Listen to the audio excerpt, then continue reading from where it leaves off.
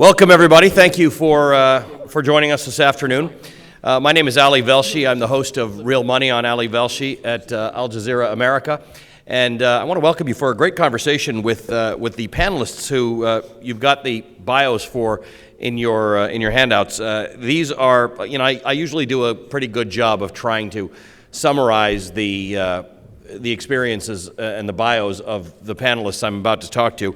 This has proved somewhat impossible with this crowd. In fact, even in the bios that are printed of some of these gentlemen, it'll warn you that it's truncated because you cannot list their achievements and their accomplishments. Amongst our panelists, we have a few people who were quite directly involved with the creation of the internet as we know it today.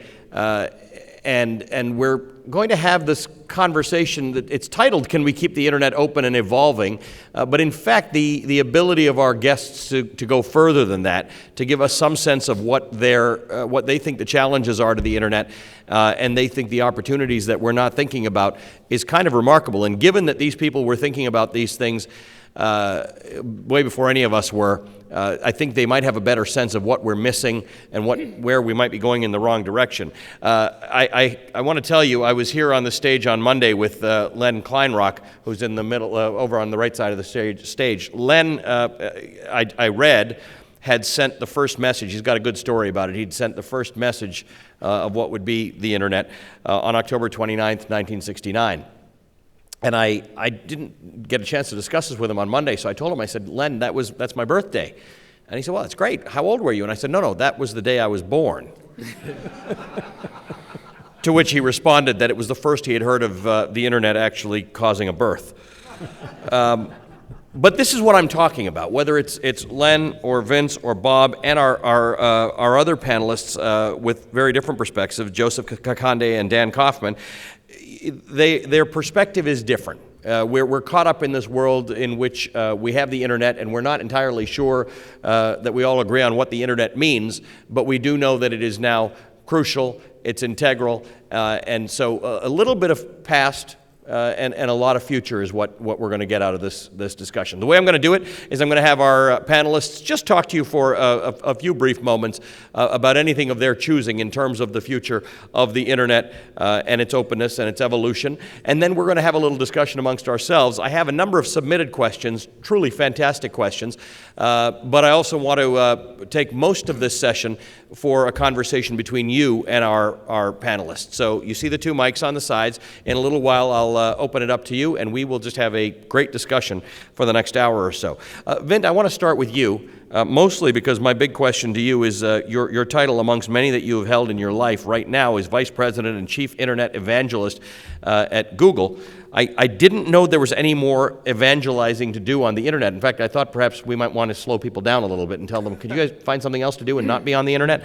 But give me your view, Vint. So thank you very much, Ali.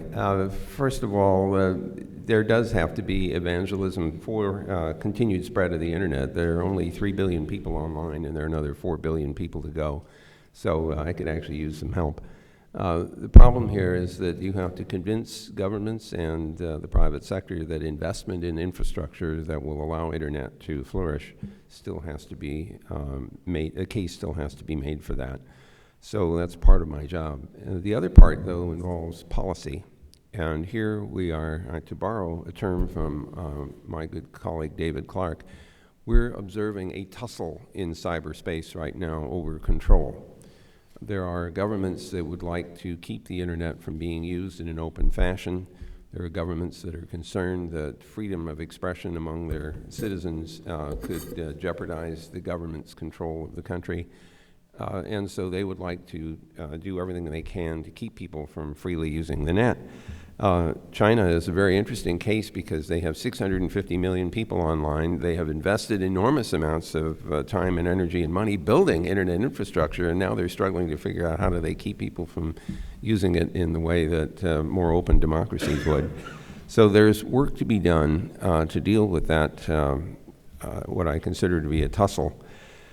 In order to keep the Internet as open as possible from the technical point of view, to allow entrepreneurial ideas to be explored, to allow new kinds of applications to be built, The Internet's architecture was designed to be as open as possible in that regard. New protocols, new applications, freely tried out. Not all of them work, but the network itself is relatively insensitive to what the applications are, and it's relatively insensitive to the underlying transmission technologies that are in use. And this freedom has allowed an enormous amount of experimentation, exploration, and new business development. So I think my most important concern right now is keeping that framework in place so that we can continue to enjoy the fruits of this open environment. Okay, we're going to be able to have a good discussion about that as the session continues. Let's go to Joseph Kakanda. Joseph is with Alcatel-Lucent Bell Labs, and he is a young scholar with the Marconi Society. Joseph. Thanks. It's a pretty open-ended topic, but what I'll focus on is the issue of evolution. And I'll illustrate this with an anecdote that I found quite striking. A few months ago, I was sat at lunch at Bell Labs with a few colleagues, about 6 others. And I just mentioned to them that, Facebook bought WhatsApp for $18 billion this week. Now, all 6 of them turned to me and said, and this is true, what's up? Now, having used it for quite a while now, I was, initially I was a bit surprised. Does anyone out there not know what this is? And I explained what WhatsApp is, what it's for, and someone said, hey, look, you can do that with text message. And I tried to say, yeah, but it's a bit different. You can do this internationally. But I concluded, hang on a sec, maybe I am the current generation, the generation that is dealing with technology as it evolves. 2 days later, though, I was speaking to a family friend, and he's young, he's 12, and I saw him on his phone, chatting away. So I turned to him, in a fairly smug fashion, and said, thinking he's one of us, and said, hey, what are you doing? And he said, I'm chatting. And I said, what are you chatting with? And he said, Kik. So I said, hang on a sec, what's that? You don't use WhatsApp? And he turned to me and said, no, none of us uses that. So here I was thinking that I understand the way technology evolves, and I understand applications and services and what the internet means to effectively a young individual, but clearly that's not the case, and I don't think that's ever been the situation of the internet.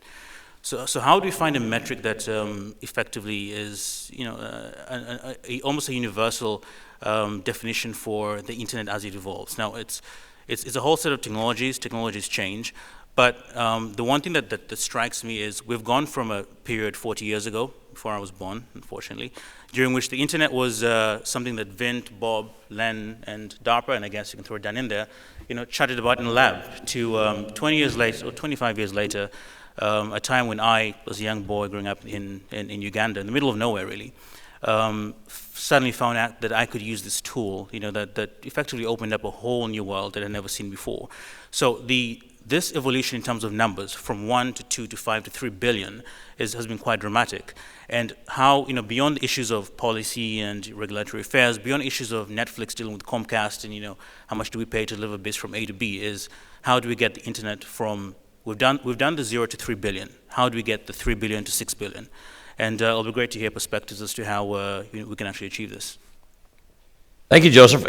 Bob, before I get to you, I want to mention, by the way, at about 3:30, there will be a bus here, or buses, to take you back to the hotel, and right where you got dropped off. And at 5:30, there are going to be buses that'll bring you back for dinner. So I just wanted to let you know that. Bob, you kind of ruined the flow of this whole thing, because you actually think that before we worry about keeping the internet open and evolving, we have to have a bit of an agreement on what the internet is. And you think that sometimes people say different things about it. Give me your views on that and our topic. Well, this is a concern I've had for a long time, especially when Congress passes bills about the internet and they define it as a network of networks. And so I'm saying, if I hook up 2 networks in my bedroom, does that law apply to what happens there? If I hook up 2 more in my kitchen, does it apply there? The reality is that before Mint and I ever got involved with the networking itself, there were other kinds of networks, computers of all kinds, including applications, dial-up and the like. But the internet was not about those networks, computers, and applications. It was all about making them work together. And if you read the paper that we wrote, it was all about a protocol for intercommunication. And so to me, what the internet is a global information system, in that it helps to cause information to get moved properly from place to place. And it can grow in the future to deal with information management at even higher levels.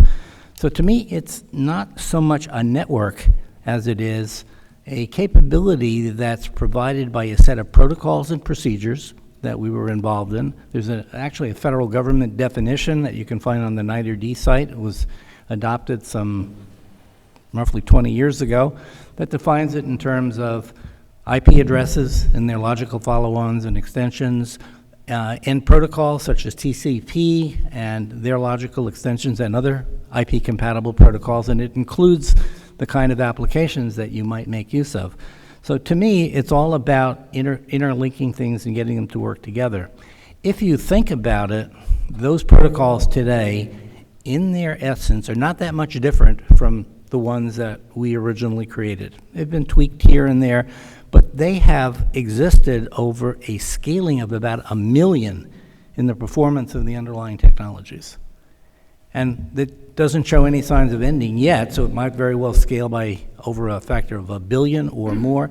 And I would pose that there has been probably no other technological contribution that has continued to work over that large a dynamic scale in history. So that's one of the nice things about it, and I think the reason it has is because we abstracted the principles of managing the flow from the details of the technology that actually does it. So if you wake up in the morning and somebody says, I want to go connect to the internet, I always kind of recoil from that a bit because, you know, nobody in this room probably wakes up and thinks, how do I connect to America today?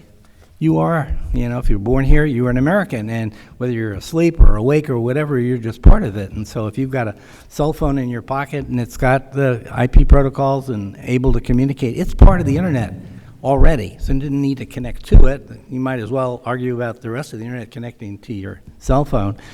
And then finally, I would point out that the real importance of the internet has been pointed out, its openness, and therefore I translate that into its ability to make it easy for people to get involved without central approval or things like that, but more importantly, its ability to scale and evolve.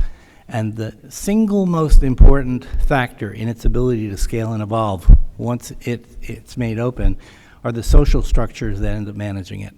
And there have been a number of them over the years, starting with something called the Internet Configuration Control Board that had been put together mainly to make sure that the community got involved in helping to build out the Internet.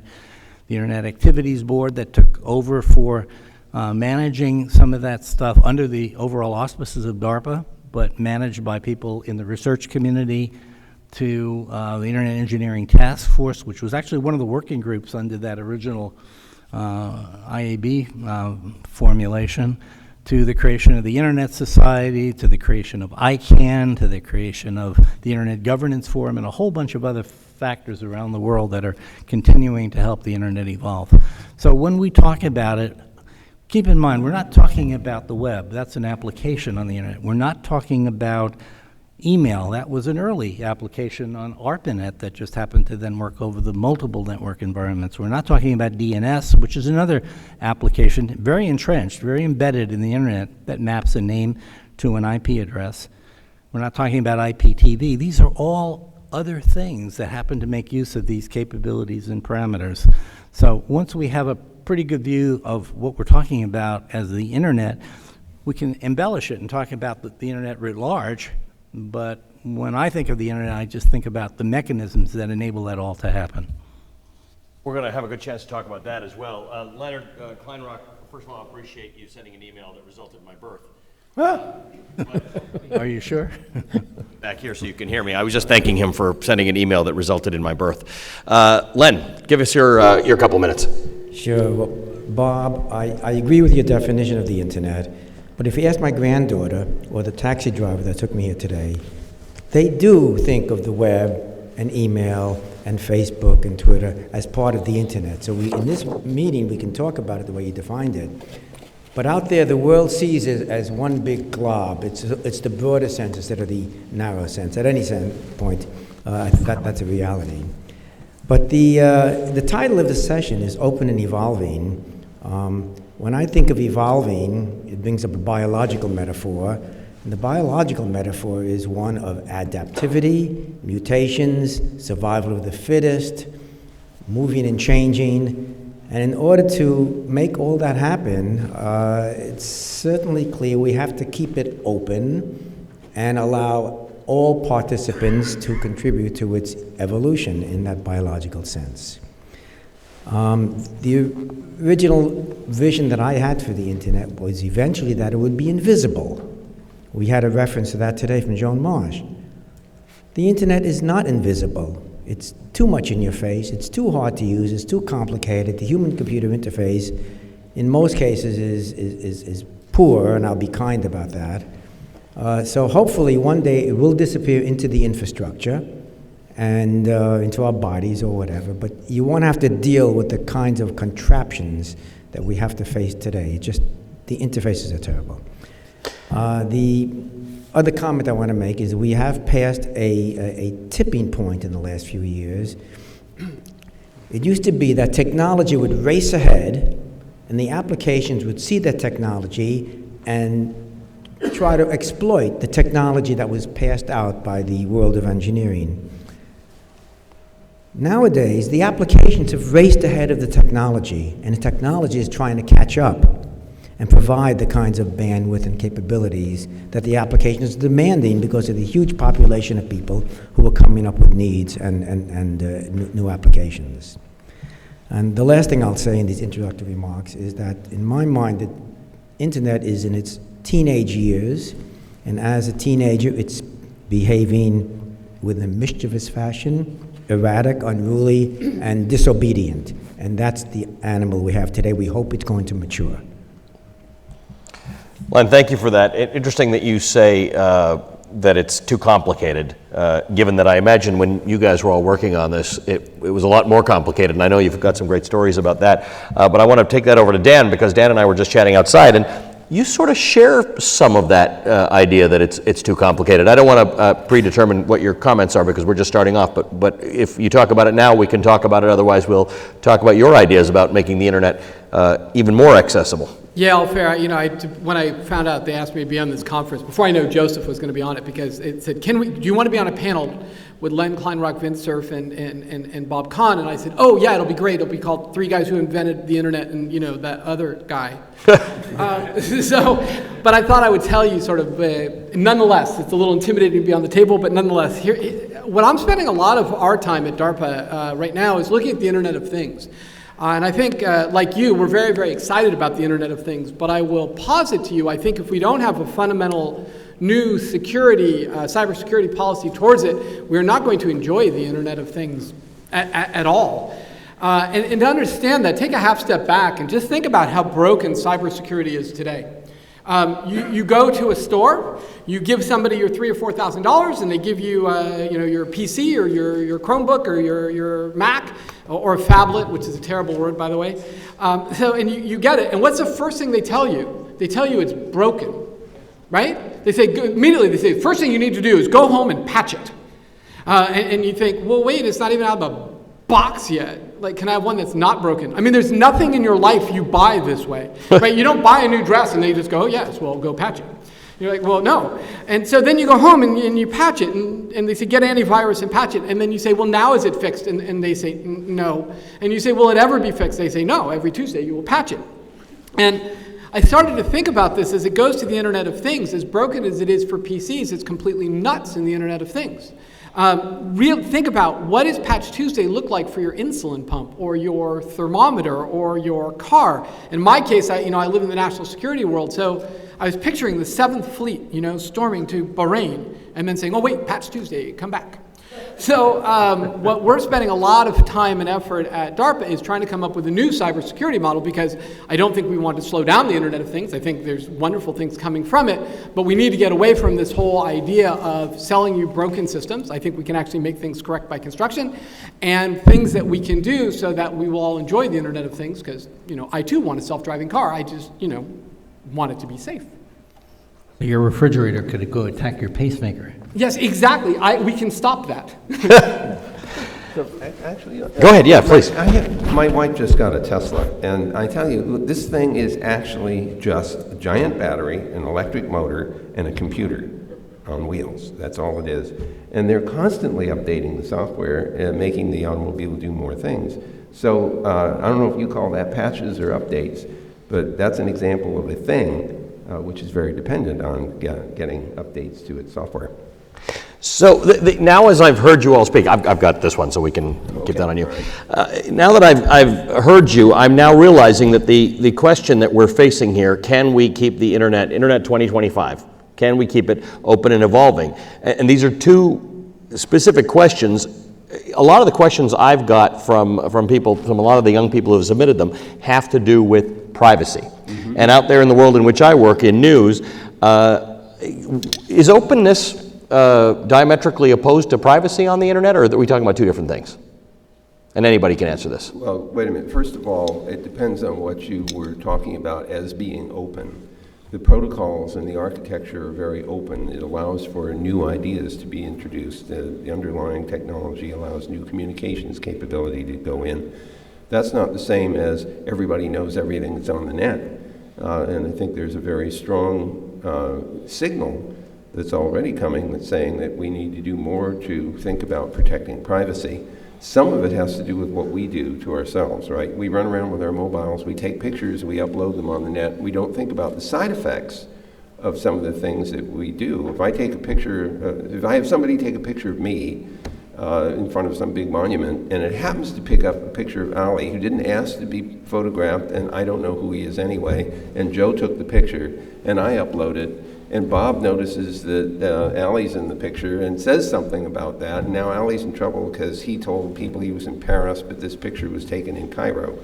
So we don't actually know. Our intuition for the side effects of using these technologies is still very immature. And privacy is one of the things that suffers. Bob. So I just wanted to weigh in on this topic. Everybody thinks Google knows everything about everything, and Lynn's definition of the internet being whatever people think it is what it is, so it must be the way it is.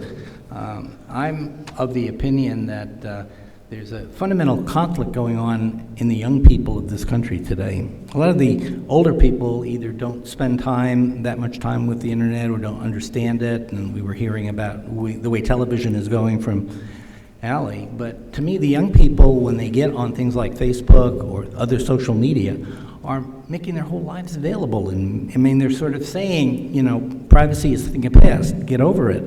And yet, on the other hand, there's intense concern when somebody else is finding out pieces of information they're publicly putting up themselves. So I think there's a real tension between those two things that's going to need to be resolved. I was on I think it was the IGF in Vilnius. I don't know whether you were there then, but I was on the stage at one of the universities there with, I think it was Andrew McLaughlin, who was then in the White House, and myself and a faculty member. And Andrew asked everybody in the audience, so about 300 people, how many people in the audience use social networks, which really meant everything is sort of publicly available. Every hand in the audience went up. To a man, to a woman. And then somebody in the audience thought to ask the same of the panel. They said, well, what about you guys? How many of you guys use social networks? And 2 of the 3 hands went up on the panel. And 1 hand didn't, namely mine. And they kind of looked at me as if, well, what's with you? And I said, look, I would be the first to jump into the social networks as long as they adopted notions of open architecture and some of the things that we dealt with. I would not have gotten involved with email in the early days when it was all a very closed system, despite the fact that it was very useful for people. But the email capabilities we have now, which are open architecture, mean you could run your own, or you could be part of some other companies, but you can feel like you have more control over the corpus of all of that information. So I think we're seeing a very split view in society, particularly in the younger people, of how important privacy is and what they really care about. In so many ways, we voluntarily gave up a lot of our privacy the first time we put our address in a telephone book. Or certainly today when we carry a cell phone around and we let everybody know exactly where we are and probably what we've been saying and writing. So there's a certain voluntary aspect, but Bob, you're correct. I don't think people understand the consequences of that release of information, and that's where the rub is.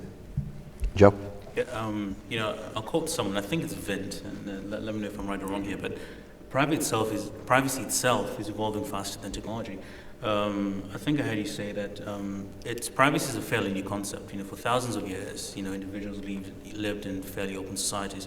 And while Bob says that, look, privacy is a thing for the young, it's actually, I think it's actually the other way around. Privacy is something that effectively individuals adapt based on their needs and based on their experiences.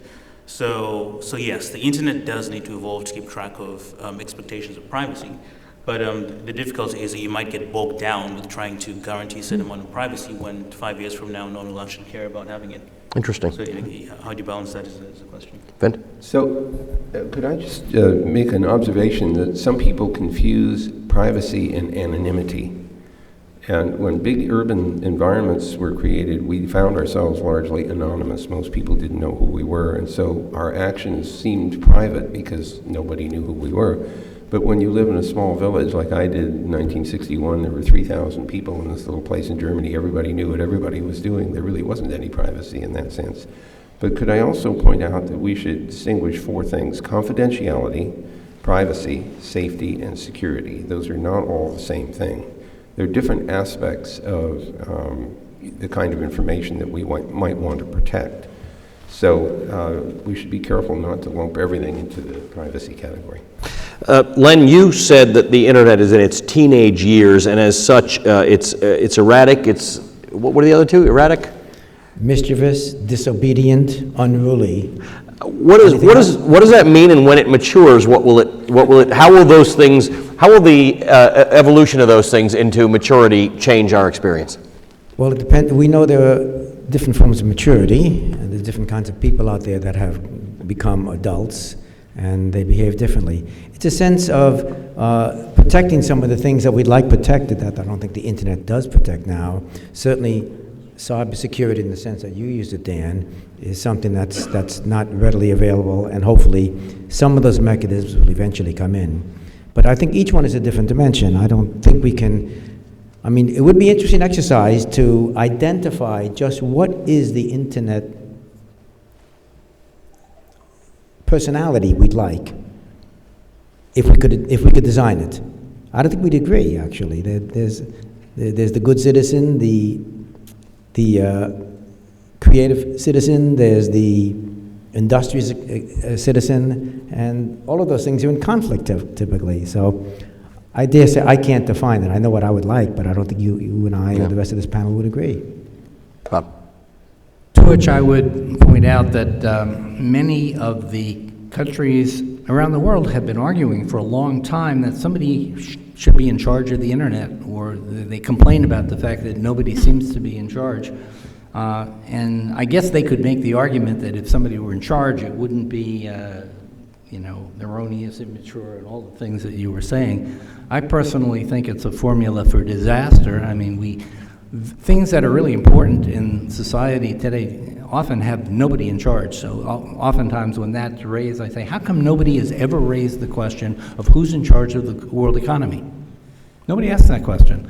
And yet, if they did, then we'd be having conferences all over, trying to figure out governance of the world economy and the like. Who's in charge of the weather? Well, nobody asks that question either. Well, we all know the answer. That's Mother Nature, but can't do much about that.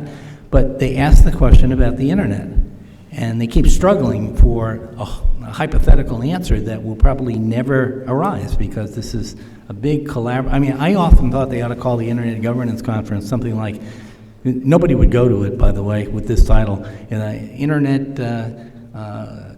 Coordination and Collaboration on Internet-related public policy-related matters. Nobody would come, but when you The issue, Bob, is that there have been efforts in some countries by courts to impose that control in the absence of legislative control. And then Vint talked about China, and there are other places where they do things. Look, we've even seen courts try to impose controls over the economy, right? When we saw behavior by some corporations, courts decided to get involved. So isn't it inevitable in our regulated society that it's going to happen? So should we plan it out? I think there is no country that can pass a law, no court that can make a determination that's global in scope.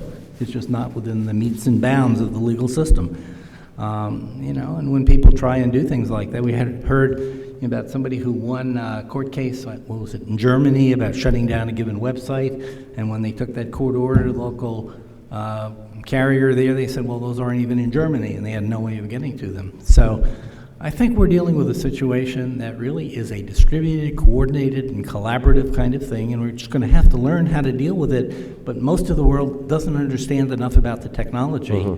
And that's why I tend to shy away from these holistic descriptions like, the internet is whatever people think it is, because then you get to the point where you don't know exactly what you're talking about, and you really do lose control at that point. Ali, I think you've run into an interesting situation here, where the internet was born in an environment of open, free, trusted, shared, and it's emerged that way. That's what it's become. And I don't think you can go back to those early days and change the big bang of the internet. But That's back when what you it was guys were born. busy inventing it, not everybody was worried about it. They didn't know what it was. Exactly. I get the impression that there was some benign neglect that was involved in the fact that nobody was watching as carefully over you guys as I mean, had I known, I don't know, did you know back then that this was going to be what it is? Are you disappointed? Are you remarkably happy with the internet? Well, look, first of all, when Bob and I were first doing this work, we actually talked about should we patent this and so on. We decided not to for very good reason.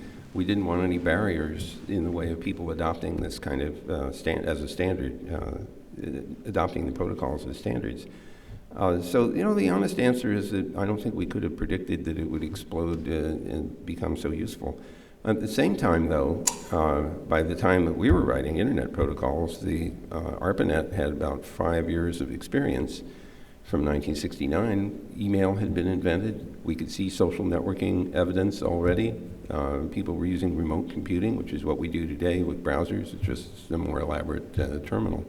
So I think the answer is, at least, I can't speak for Bob, but I think we felt that this was a really powerful technology. It had a lot of promise, as long as it was open and was able to accept ideas from anywhere that they might come. So, quick poll of the three of you, you actually think it's evolved the way you planned it, in that sense? It's remained It's not planned. open? I like to give a very fanciful answer to that question when people ask it to me. I would say when we were doing that work in the early 70s, we knew with absolute certainty that in about 10 years the personal computer would be invented. And we knew that about 5 years after that, after the breakup of the Bell system, we'd have more competitive alternatives in the U.S. And we knew with surety about 20 years later that there would be U.S. government bills like the voucher bill that opened it up to everybody. So we could see that very clearly back then. Yeah, actually, Tell me what's going to happen. Yeah, I was about to say, in about 5 minutes. Let me ask you a question that came in from our one of the people who submitted questions. How do you see, it was directed to you, Vint, but it's a fair game for everybody. How do you see the privacy issues associated with location-based services evolving, and what are potential measures to safeguard privacy and mitigate user fears and concerns? And this speaks to a little what you divided up when I talked about privacy, and you said that it's confidentiality, privacy, safety, and security. Right. So this person's dividing it up a little better than I did. So I think one obvious answer is you should give users some control over this stuff. Is my phone... Clearly, the telephone system has to know where the phone is because it has to be adjacent to some cell somewhere, so it knows that much. The question is, who else gets to know that? And to what extent can the user control what his telephone applications, the handheld applications, are allowed to extract from the phone's state and share? So that's really the issue. It's not bad to be tracked. It's just that it's bad if you don't want people to know where you are. And under some circumstances, you absolutely want people to know where you are. You want incoming calls, and you want to be able to call 911 and get help. So it's clear there's a balance.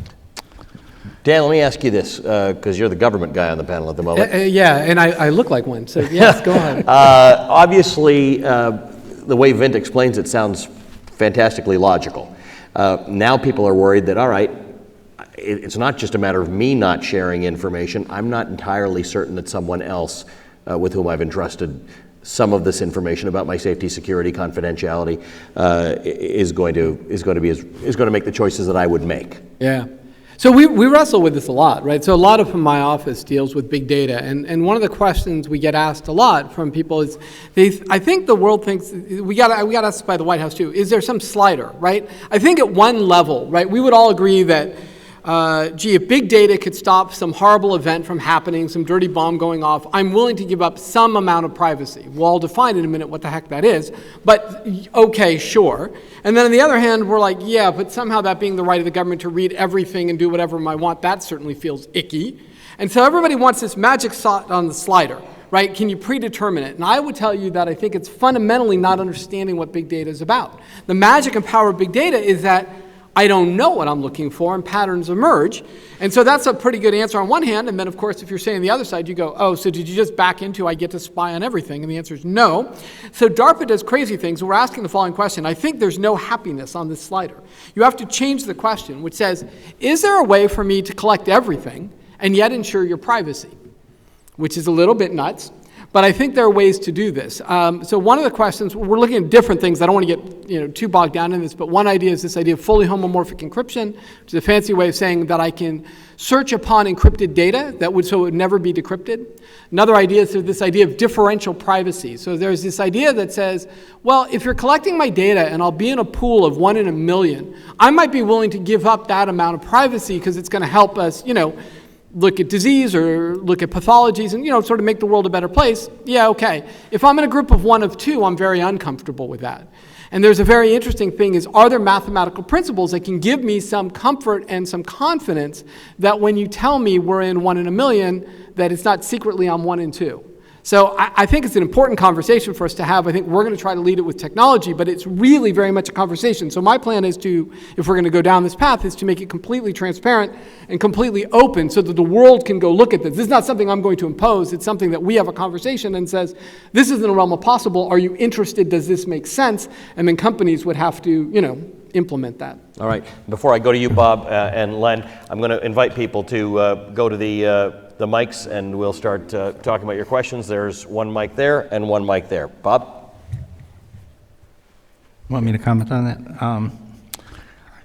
that? I've always been intrigued by how the society tends to react to things that happen without getting to the underlying questions that should be asked. When I joined DARPA, it was back in 1972, it was a time when most of the research community was actually moving away from the Defense Department. We were in the middle of the Vietnam War. DOD was considered bad. And to me, it just seemed like that was our future. This is the place that can make the investments. You don't want to run away from it. You want to become part of the process and get involved. Today, when I hear all the discussions about data being collected, you hear it in the context of NSA and other things. The thought I have behind me is that bumper sticker I once saw in California. It said, "One nuclear bomb can ruin your whole day." And the fact of the matter is, as long as we feel safe and protected here, then people are going to be very opposed to anything that looks like an intrusion. But the minute something happens that puts us all in fear of something, like a nuclear explosion somewhere we care about or anywhere, then suddenly the question is going to be raised. Why didn't we do something about it? Who didn't know? What weren't they doing that they could have done? So ultimately, it's a question about what it is we're trying to either protect against or understand. I mean, if we're trying to figure out where disease is growing, maybe we need access to medical records more quickly than before. But ultimately, when you walk out of your house, I take the point of view that whatever you do publicly out there is public. Now, I would be very unhappy if my whereabouts got printed on the front page of the Washington Post. But the fact that somebody could figure out that I left my house at a certain time, drove down a certain road, they could be doing it by satellite. You see all of these films where various intelligence agencies have all this data they can home in wherever. I'm assuming that when you walk out of the house, you're in a public space, so that could be done. The question is, if that information is collected, to what end is it being collected? How is it being used? And that's the societal debate I think we need to have. And doesn't show up, maybe it can't happen, because once you get into that discussion, it's tipping one's hand too much, but that's where I come down on that issue. Len? So I have a comment which actually addresses part of that. I wrote a paper some time ago called The Internet Rules of Engagement Then and Now. And one of the conclusions I came to was everybody should be able to at least state the privacy policy they would like applied to them. Doesn't mean it will happen. At least be able to articulate it, on the one hand. On the other hand, you should be told by the organizations which are, in some sense, encroaching on your privacy, you should be told exactly how your privacy is being handled by each organization that's coming in. Now, I understand there are issues about government classification, security, but when Facebook, when I bring up a Facebook app, which I don't, by the way, I should know exactly, and I don't want 30 pages of text. I want something I can understand. So what is the privacy policy that you are applying if I go ahead with this? And that's not clear these days. So I should be able to state what I want, be able to know what's happening to me. It doesn't solve the problem, but it's a first step, I think, in getting some clarity as to where we are. You think that's part of net neutrality? You want to talk about net neutrality now? No, I just wanted to know if you thought that was part of it. Certainly it is. I think so. All right, Okay. I think there was a gentleman here. Thank you. It's a very good discussion on us entrusting the internet to our social data and our personalities and our information. But now we are also seemingly trusting the internet to maintain our currencies and our assets and transactions through the blockchain. And I was wondering what your thoughts are on the internet as it exists today, to how much we can entrust it to maintain something like the blockchain for something as critical as currencies and monetary assets. Open, one of you know what that question meant, because I didn't. I couldn't hear enough of it. The blockchain. I don't know what that. This is the Bitcoin stuff. Bitcoin. Yeah. Oh, there we go. Okay, All right, yeah. good. So I thought you guys are so advanced, you're using different words for it. Well, yeah, right. So actually, I'm impressed by the technology behind it to, cement transactions into time and space in such a way that you can't falsify a transaction or reuse the currency after you've already transferred it to somebody else. But personally, I run the other way, and there are several reasons for this. One is that there's a finite number of bitcoins in that particular design, which implies that if they're going to be globally useful, you have to increase the value per bitcoin, which now means it's not a stable fiat currency anymore. It's more like a commodity. And I, for one, would not want to receive payment in pork bellies as an example of another alternative commodity. So there's that problem, and then there's the problem of things like Mt. Gox, where $400 million worth of bitcoins evaporated, and somebody found some, and blah, blah, blah. So my reaction right now is that that's the wrong design, even though there are people running around trying to commercialize it. But I think it's worth thinking about. I'd rather see this rooted in a banking system where there's some tracking going on. So the anonymity that is attractive to Bitcoin also attracted a whole bunch of bad guys, including the Silk Road team, to do all kinds of drug deals and who knows, gun running and everything else. So I'm not persuaded right now that that particular kind of digital currency is what we need. Could I make a comment on that as well? Bob made a point, and I think it's relevant to what you just said about the distinction between the internet and the applications that run on it. The last major vulnerability with Bitcoin ended up being due to the fact that the protocol was misdesigned. It had nothing to do with the technologies on which it was actually being run. So yes, things will run on the internet, things will break, but that's a totally separate issue from, is the internet safe, is it secure? So yeah, this is interesting, Bob, because this was the first comment you made, and it all comes down to distinguishing between things you don't like or don't trust that happen on the internet versus the internet.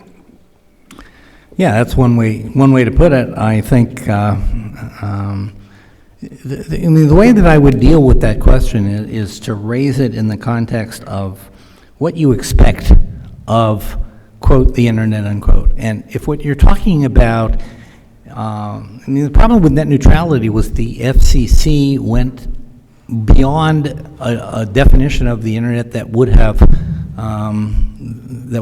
allowed them to maybe succeed more along the lines they wanted to. If they had focused on the network providers rather than the protocols or the internet defined that way.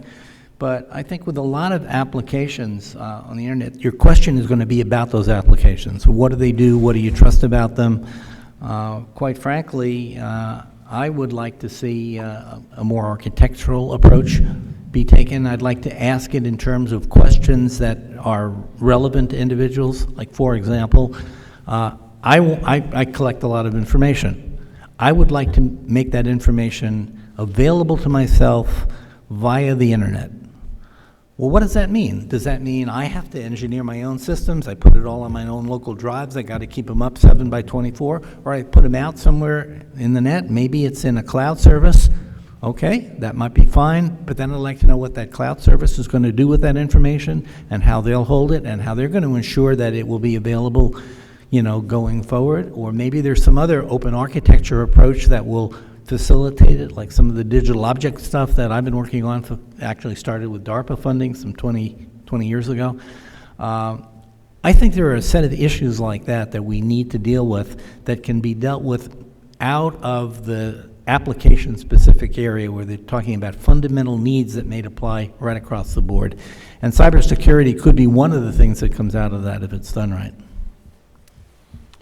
Did I have somebody over there, or was I just imagining that? Well, Okay, well, you can go then. Before there was internet and there was ARPANET and Larry Roberts ran it and it was at 1400 Wilson Boulevard, Larry had some interesting economic arguments that internet should communicate costs independent of volume and independent of distance. And much to my surprise, that's become an integral part of internet today. And I think one thing that's not recognized is the foresight of Larry at the time. Although with 2020 hindsight, I'd like people, at least Vint, Bob, and Len to comment was that the right decision way back when, and do you think that will be continued the decision of the charge internet services independent? We're used to paying now dependent on speed, but it's become common that we don't pay based on distance, we don't pay based on volume. Will they stay future trends? Well, I was working pretty closely with Larry in those days, and those were thoughts that he had about how things should evolve. He did have a lot of economic arguments. He used to draw a lot of curves, just like an economist would. They cross here, and that's why we now have packet switching and the like. But as we heard from one of the former FCC commissioners not too long ago, that a lot of what has transpired in the internet was based on decisions that were taken by a lot of people trying to work on the policies. These were not driven solely by economists saying what's the most efficient way of operation. You had organizations that were in related businesses that were fighting for either preserving the status quo or maximizing their own profit status in the business or keeping the competition out. You had other people that were looking at the larger public interest, trying to decide if there were steps to be taken, and there were steps taken. I was very surprised to hear that one of the decisions that the FCC had made was to declare internet transmissions as not being subject to interstate commerce rules. I guess that's the way I put it. I'm not sure I understood fully. And he says it wasn't really very public at the time, but as a result, it caused the internet to be much more economic. It caused existing laws not to apply or existing rules not to apply. So what we have now was not that Larry had the right foresight. Larry was looking at it from the point of view as a scientist early on, trying to explain it. And I think he did a very good job. But what actually happened was the result of people in positions of responsibility, both corporate and government, over a long period of time, advised by the research community as to how to make this capability work for society. I think they've done a pretty good job so far. So could I jump in on this and make a couple of observations? First of all, the history of this thing is that it started out as a government-sponsored project. And I think that's important because in the beginning, the government paid for this. and it wasn't paid for by consumers. And it wasn't until 1989 that the internet became commercially available to the general public, primarily business, and then as the World Wide Web evolves, then the general public as well. What's interesting is that from the ARPA period to the National Science Foundation period, what you started to see was a proliferation of networks either built by or commissioned by universities or groups of universities, again subsidized in this case by the National Science Foundation. So there is this spread of infrastructure that occurs as a consequence of government investment and private sector investment, universities in the early stages. The idea that was fostered there was that you paid your dues to get onto the net, and then you exchanged traffic with anybody else who had done the same thing.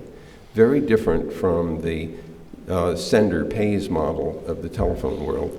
It was closer in some ways to the postal service, where you have a sort of a flat cost, a cost, whatever, flat or not, a cost for getting on. Flat rate service is always attractive to users because then they don't have to be scared that they're going to use so much and get a giant bill. And that also turned out to be part of this whole evolution. So we ended up in a rather different state than if we had started out with something whose motive was primarily for profit. And I think that we should try to preserve to the degree possible some of the good aspects of that model that has brought us so far. I still believe in it. So to elaborate on that, Vint, part of the motivation, as we know, was to get more people to use this network. It was our goal to make it something that people would find useful. And the easier it would be, the better. To have people think about distance, for example, was sort of awkward and unusual, and they didn't have to, and I think that helped ease the acceptance and the proliferation of more use. Sir.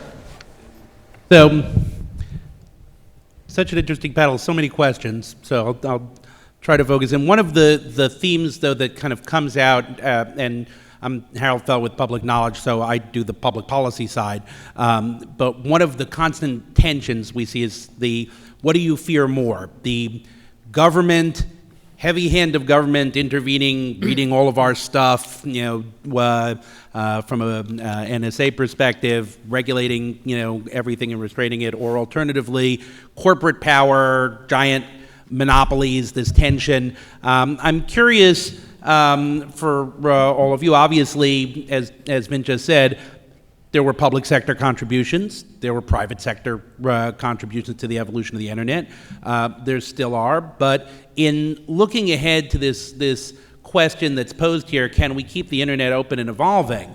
To phrase it almost trivially, which would you call the greater threat? The ITU plenipotentiary in Busan, Comcast Time Warner Cable merger, or the monopoly power place in between in the public versus private or corporatist both sector. Which do you fear most? Well, which do I fear most? In the first instance, I've become more worried about corporate concentration of power because there are still some mechanisms of accountability, and that public interest thing that Vint was also referring to is not wholly lost. So I personally work to try to see that there is a correct balance with restraints on both sets of sources of power, and try to pit them against each other, because that's kind of what I'm saying. So let me respond the following. First of all, I think no matter what we say here or what is done, the role of governments in some places around the world is not going to be diminished by any level of discussion here. So they're going to be able to do what they decide is in their national interest in those countries. For this country, I would say, those of you who fear government, at least in this domain, as my personal experience, probably do so because you weren't part of the government. I mean, I remember all kinds of times when people would complain about what the government was doing when I was at the center of it, and I could, like for example, one year, after we started the strategic computing program in what was then IPTO and DARPA, we had a major effort in applying artificial intelligence, and the Congress came back and took all the 6.1 money and moved it into 6.2 to consolidate it. Not a single thing changed other than an accounting detail. And the community went nuts. You know, they said, you know, DARPA's getting out of basic research. Not a single contract was changed. Not a single dollar was changed. It was just an internal account. I could see it very clearly, but there was no message that would really allay people's fears. I know a lot of the people in different parts of the government that weigh into these things. They're good public servants. They're really doing their job. There's a general question about what the role of government should be, and that's a valid public discourse. It should happen. But I think there's probably less to worry from what the government is doing, maybe it would be different in the future, than what some of the large corporations could do if they set their mind to it. Now, in general, I don't worry about the corporations either, because I think they're just trying to make money for their shareholders and do a good job of providing services. Where it really becomes difficult is in the social structures, because if everybody can't participate in those social structures, then it means that only the players that have enough money to participate can really do it. And I think that's where a lot of the give and take is going to take place. So if you can't afford to go to IETF meetings anymore, I'm not talking about raising fees there. If you can't afford to go to Internet Governance Forum meetings, if you can't afford to go to all of the places where the social dialogue takes place, it's going to play into the hands of the big corporations and the governments. They are going to be playing defense, make sure nothing happens that they can't support. So it's a good question, but I think the kind of things that you're worried about, I'm less worried about absent discourse on the subject, and the discourse is what's really needed to bring people into that and better understand it. Anything can go wrong. I mean, government can do really bad things, and you need a vigil in the private sector to make sure that doesn't happen. Companies can go wrong. You need a vigil in the government and elsewhere to make sure that doesn't happen. So these are checks and balances. You know, Bob, you and I were co-authors on one of the first Computer Science Telecommunications Board reports called Toward a National Research Network, 1988. I remember. We wanted to conclude, we asked that question, what is the role of government in this coming, which came to be called the information superhighway, et cetera? And the answer that we came up with was the role of government is to provide a forum by which the stakeholders can engage and discuss their various positions, rather than control it or dominate it. Mm-hmm. Just to provide the clearinghouse for discussion. Mm-hmm. You know, one thing I think I'd add, because I not only do I think that's right, but I think there's another role, or at least one we take pretty seriously at DARPA. I think our job is to be sort of an S&T leader position, which is to take things out of techno-speak and take things away from ignorance comes fear, right? And either, or overhype. And I think part of the job is to be able to explain to, whether it's policymakers or everybody else, so that we can have actually intelligent conversations. This is in the realm of what can happen today. This is what's in the realm of possible. So let's have a discussion over, where the bounds actually exist. And I think it's a very useful role for government if we do it right, and if we, respect that and have a respected position, so that somewhere you have to go for truth, right? Because it's always nerve-wracking, because you're always hearing, it's like when you listen to the news, right? We were talking about, I hear one guy and they're just whatever the other guy says, he's an idiot. Like, I don't know what to do with that. And I want to find a place, and I don't know if we're there, but I work very hard at DARPA. It's one of the reasons I left company Microsoft and DreamWorks and a bunch of places to give a few years of service to try to serve that role, and to absolutely purposely not come out and give a position, or to say it, but to sort of keep both sides to saying, okay, let's stick to what's real, and let's talk about that, and then invite the public in so that we have a good conversation. I think that's a critical role for government. And we're still doing it with regard to the internet, I point out, 40 years later. Yes, exactly right. Joseph? Yeah, I think it's worth adding that an issue that's, at least for me, is even bigger than government intervention, corporate intervention, is the one reason the internet has thrived over 4 decades and grown as it has is the engineers in this room. So there are a few networking experts over here, but across the aisle we've got David Payne, Bobby Nandi, Andrew Samueli, and the reductions in cost per bit. You're talking about 4 or 5 orders of magnitude between 1970 and today, are what allowed the internet to grow and what allowed us, say, to have distance-independent billing, volume-independent billing. So provided that engineers keep innovating, it doesn't really matter what governments do. I mean, governments will always try and impose control, and information gives you power and control. There was a story a few years ago about the Saudi government having an issue with BlackBerry. They wanted access to BlackBerry communications, but the reality was that the technology was secure enough for them not to have any way of doing it without getting BlackBerry's intervention. So let's let engineers do what they're good at. Let's let them build technologies that are scalable, that are cost efficient, and these political issues will fade away with time. So if you can And if I could just say, I would add one thing about the role of government. I mean, if DARPA didn't exist today, I think it would have to be invented, because every time you come up with a really new technology that has global significance, or certainly national significance, there are going to be vested interests that will fight it, because you're probably, especially infrastructural things, you're challenging their vested interests. We saw that in the case of packet switching in the early days. Not so much that AT&T fought it, but that AT&T did not really get behind it right away. They eventually jumped in big time, as did the other carriers. I remember going to meetings, at Belcor, for example, that the issue on the table was ATM versus Internet. And the question was, how do we kill the Internet? We want ATM to take over the world. And my answer, which I didn't think they liked either, was, that's not the right question. I mean, the Internet is about interconnecting things, and if ATM is the choice of people to take over the world, so be it. But I think you've got an issue with the computer world, and even if you wanted to do new versions of ATM, you're still going to have interoperability issues to deal with. So the next year they had another meeting. This time it was about the Internet. How do we take it over instead of killing it? Now they wanted to own it, and that wasn't a reasonable question either. So eventually they came part of the process and just invested. But without a place like a DARPA that doesn't get co-opted, I mean, if DARPA got co-opted, then we'd really have problems. Because if they were blocking the new ideas and saying, hey, look, industry tells us that we need to go in this direction, and they won't fund anything new, we've got a big problem. We'd have to reinvent the place, and maybe we couldn't anymore. But as long as they're going to be open to new ideas, no matter who's telling them what, that is, if there's a program manager there that thinks it's a good idea and the chain that will support it, at least you get to try the idea out.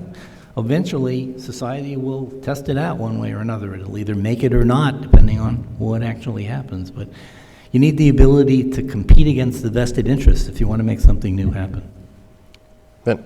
Well, gosh, you really fired off quite a question, Harold. Let me start out by changing the way the question was asked. It put everything in a kind of a negative sense of what am I afraid of, and wanted a rank ordering. I'd like to turn this around. What do I want to preserve? And in the most general sense, I want to preserve human rights, and I want to preserve user choice. And I would like to have frameworks that assure that, or do the best they can to do that, whether that means constraining government or constraining the private sector or constraining individuals with regard to their behavior. So that would be my guidepost, I think. I guess I feel very compelled to remind you about an 18th century paper called The Social Contract by Rousseau. And in it, roughly speaking, individual citizens gave up some of their privacy to the state in exchange for safety. And we could have quite a long debate, which I won't suggest that we do today anyway, about where to draw the line between satisfactory safety and how much freedom you gave up. But it seems to me governments have an inescapable role if you believe that the social contract is an important part of our society. And the last point is that the Internet would not be in our hands as consumers were it not for the fact that there is an economic engine that supports it. It's not possible for the Internet to have grown to the scale it's at with purely government investment. And I remember when it was a question whether the private sector should get into this as a business, and I was a big proponent of that. Some of my colleagues none of them here at the table, were appalled that I would even consider allowing the unwashed masses to have access to our sandbox. And my belief was everybody should have access to it, and an economic engine was needed to support that. So I think, Harold, that what we need to do is not rank order our fears, but rather to heighten our positive objectives for the things that we want to come out of this system. I like your question better. That's very magnanimous. Over there. Thank you for bringing up all these points, Wind. I wanted to follow up on Dan's comments earlier about Internet of Things. You brought that up. So in the world of Internet of Things, I wanted to point out a technical detail as to mostly the way Internet has evolved is, especially on mobile phones, by application developers. They develop an application and end-to-end try to provide a quality of service. So when you talk about cybersecurity program and supporting tools around that, application developers have the end-to-end quality of service on mind, that the sprinkler should work at home, but not really cybersecurity. So what sort of framework do you think moving forward and say Internet 2025 would cause the application developers to take security or privacy into the technical design that they come up with? Yeah, it's a really good question. And so, I always think technology is a better answer than legislation, right? So, not that legislation isn't useful, but you try to provide tools. And the truth is, why do we not pay for security today, and why is security not baked in? It's not that we don't know how to write good code. I mean, that is doable. It's provably doable. The answer is we're not willing to pay the premium for it, right? Like everybody else, we want all the features, and we'd like it at the lowest possible price. And as long as the bad thing doesn't happen to me, that seems like a reasonable bet. And so I think the way we're going to have to move that forward is to be able to bake it in, right? So a lot of the things we're trying to do, whether that's using formal methods so you can build things correct by construction, or making better programming languages and the like, I think that's the only way to do it. I'm going to have to show a financial benefit to the app developer. I think anytime, in my opinion, security should almost always be a Trojan horse. Right? If I try to say, do this, you'll be more secure, it's like, okay, I can't sell that. If I can say, you can code better, you'll have less maintenance, you'll be able to do this better, and oh, by the way, you also get free security, then I think that's happened. So that's our approach to it. To which I would add, I think we need to embed more of a granular approach to the things that are passed back and forth through the internet, because the Internet of Things is just another application on top of the internet, dealing with, instead of 3 billion things, has been pointed out, maybe 100 billion in a few years. So it's a bigger, diverse community. And to me, I mean, the approach that I think is the most promising one is one that builds on the digital object stuff that DARPA supported some 20 years ago. It hasn't really taken over because of all the vested interests in doing things slightly different way. But I think now is the time to look at this as an alternative. And if I had to give you an analogy, I mean, it's really hard to deal with the cybersecurity problem because the things that you're looking for, I think so-called signatures, are at such a very low level of granularity. You don't see them, they don't pop up, and they don't ask you a question. But if you were providing border control, we're kind of in the region where the guards at the border say, whoops, there's an electron that went by, wonder what that was about. Whoops, there goes another photon, wonder what that was about. And you deal with things that cross the border in larger aggregations. It's a person that came across the border. They're identified. You can find out about them. It's a ship that came into a dock. It's a container that came in. Maybe it's got a manifest. And I think we're going to have to deal with interactions with our systems in the future in a way that allows the things that are coming in and going out to be more identifiable. And that's where I think this whole digital object regime can fit in. Thank you. I think today's discussion mostly centered on the openness, control, security, and privacy, and so on. And it's very rightfully so, since one of the title is openness. But I would like to point out to the evolving parts, especially on access. Dr. Winsarf mentioned about now we have 3 billion people accessing internet. We need another 3 billion to be accessed. Since I work in the developing countries mostly, I would like to know, what do you think is things needed to really expand index access to the next 3 billion people? Because for them, the discussion is not really openness or transparencies or control. It's really in access. How can you actually help them access the internet? I think I would like to know what you think, especially Dr. Joseph, since you came from Uganda, and I work in next to you, Rwanda, so thank you. I think this is a good one for anybody who wants it, but Joseph, let's start with you. For you. Yeah, sure. Thanks. A couple of weeks ago, I was surfing the internet in Uganda, and it's striking that I couldn't use Google Chrome. I have an Android phone due to the fact that pages were taking too long to load. So my brother turns to me and says, "Hey, look, I use Opera all the time because Opera allows you to disable image loading by default. I think Chrome allowed you to do that previously." The internet experience is radically different for the majority of the people on this planet. In fact, once you leave the United States, the way we interact with networks is quite different.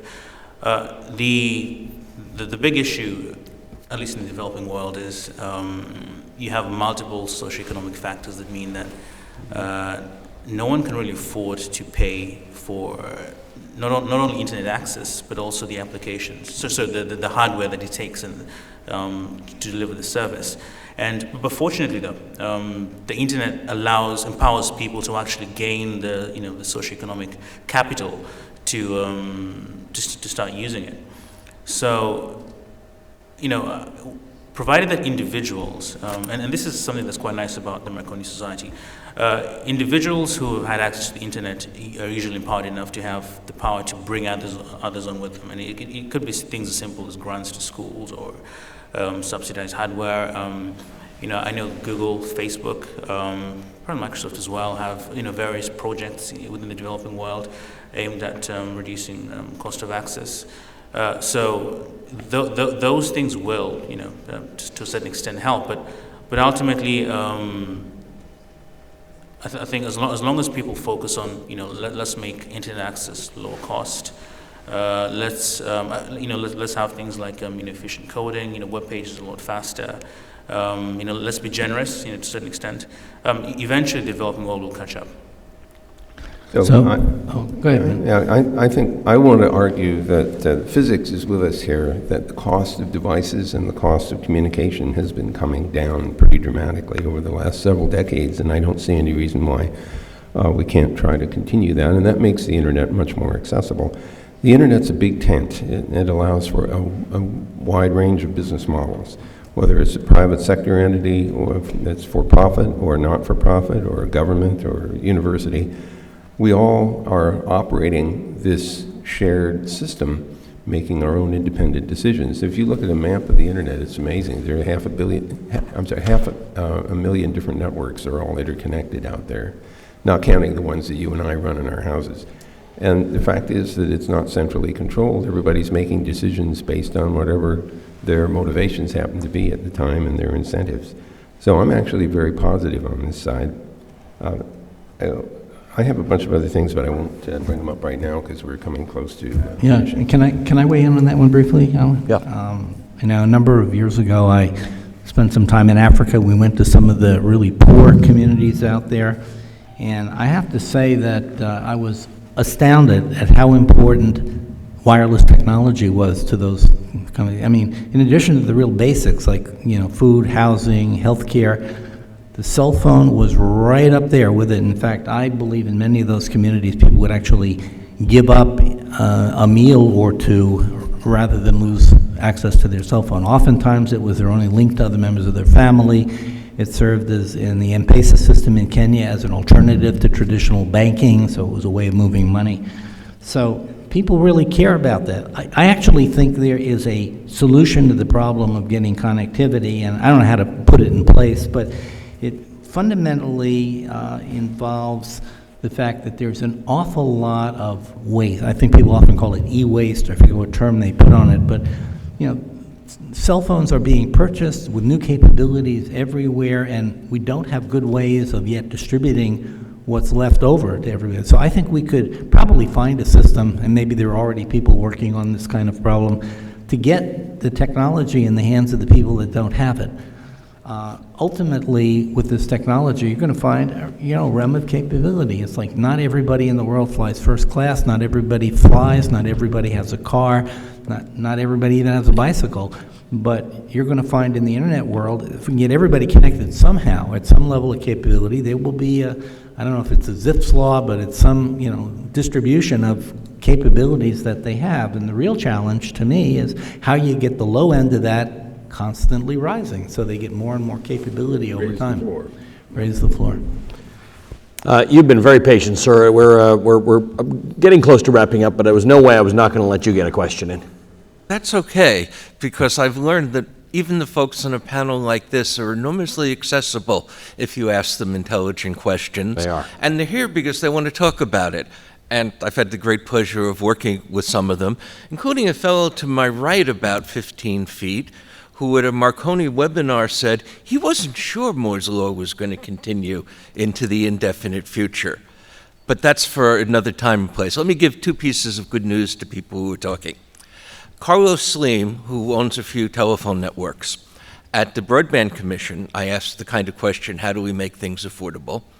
And gave me the answer that he's being offered smartphones, this was a year ago, at $50.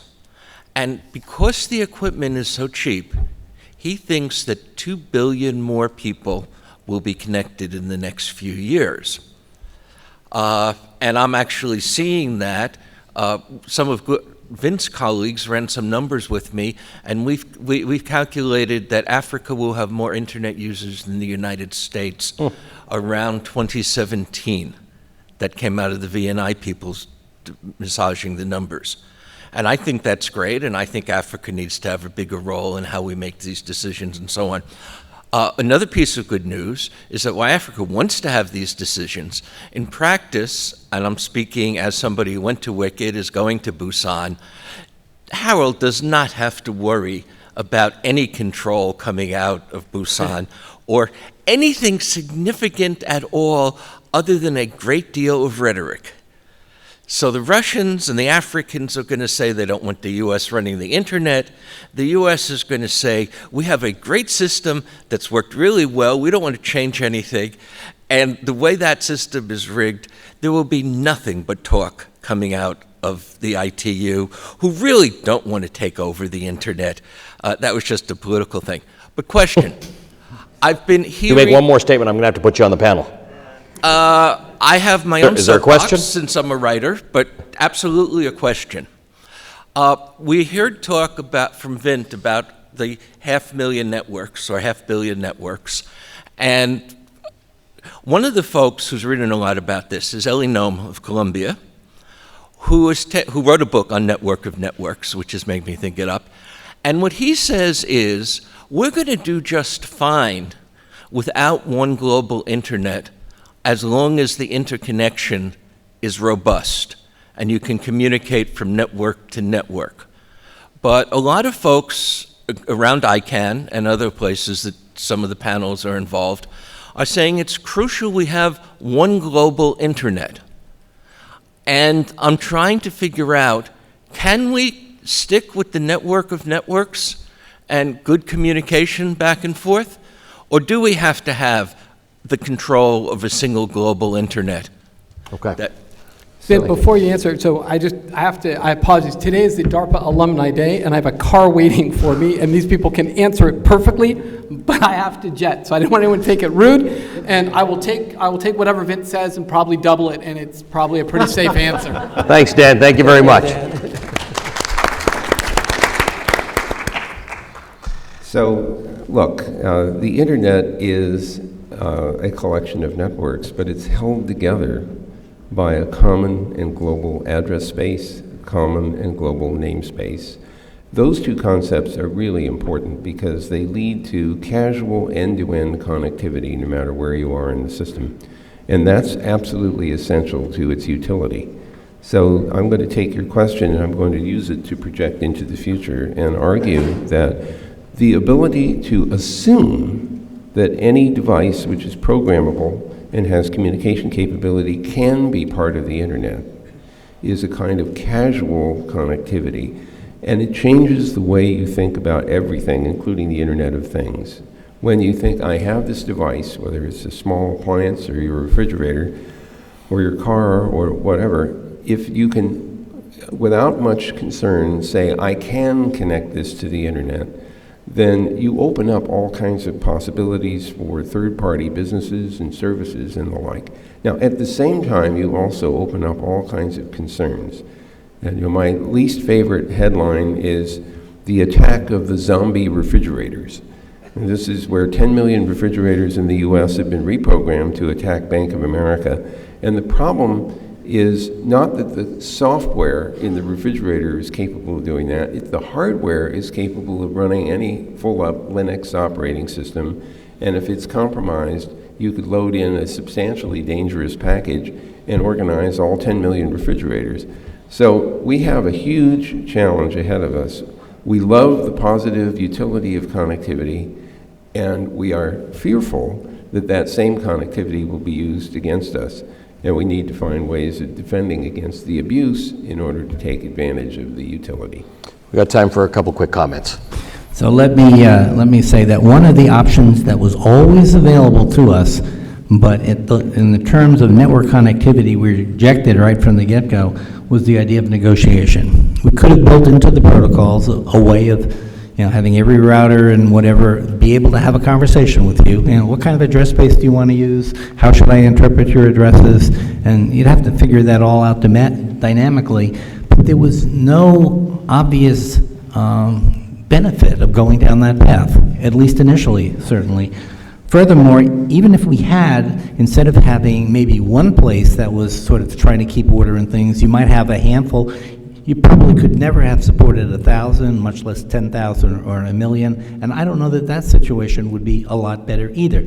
This is not an economic commodity in general, but I think that putting negotiation in the path would have made it worse. Now, having said that, if you pop up to the higher levels, if you read the paper that we wrote back in 1973, published in 74, on the protocols, you will find nothing in there that forces us down a non-negotiation path with regard to the applications.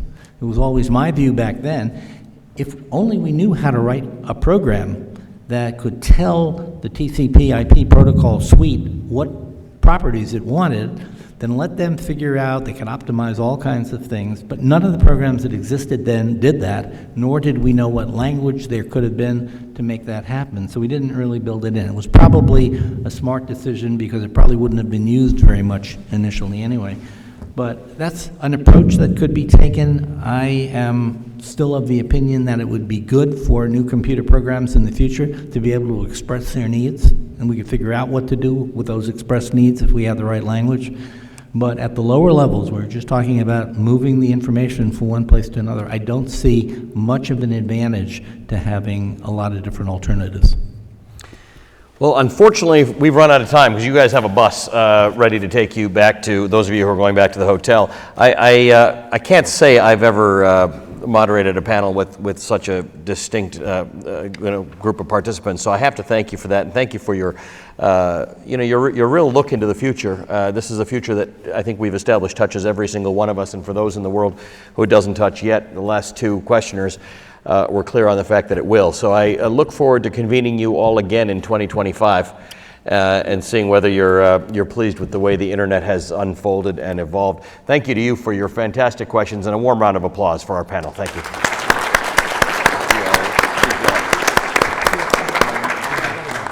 And remember, the bus is out there, and it will pick you up at the hotel at 5:30 to bring you back.